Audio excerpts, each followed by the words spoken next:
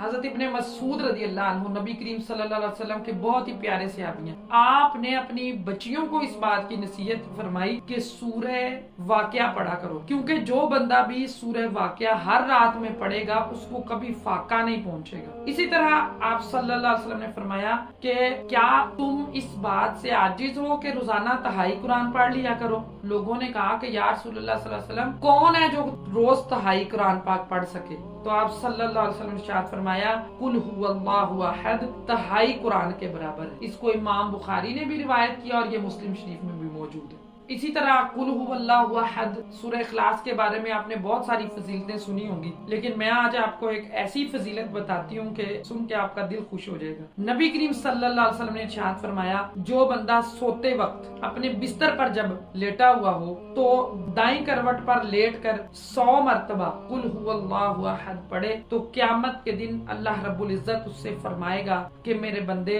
اپنی دائیں جانب سے جنت میں چلا جا۔